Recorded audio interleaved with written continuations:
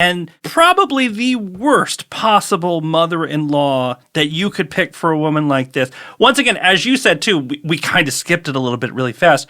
Her mother-in-law is also her aunt. Right. Hopefully this doesn't cause a problem with inbreeding later on. Maybe her son. We won't go over that part. We don't have time for that in the podcast today. Yeah. Archduchess Sophia, is she the worst mother-in-law you've ever written about? Can you think of anyone that beats her? Catherine de' Medici's up there, I will say, because Catherine de' Medici also organized a wedding for her daughter, invited all the groom's family and friends to the wedding, and then killed them all in the St. Bartholomew's Day massacre. But Archduchess Sophia is kind of up there in that way. Problem here, though, I will say, is not so much Archduchess Sophia. What allowed this to become an epic battle between the two of them was Franz Joseph.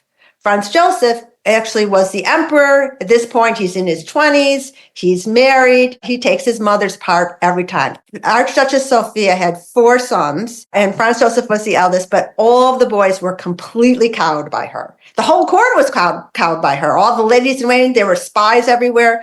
And if Franz Joseph just would not confront her, the next younger brother is a guy named Archduke Maximilian, and he's going to go end up being emperor, taking the job of emperor of Mexico.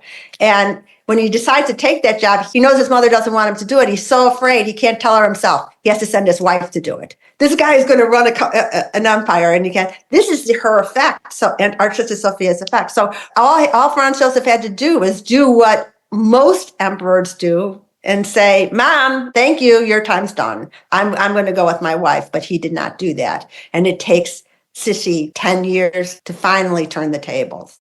I will just say that Archduchess Sophia did not raise any daughters, right? She had a daughter, but the daughter died early. So getting Sisi as a teenager with that full-on teenage stuff, that's a little compensation for Sisi on that side.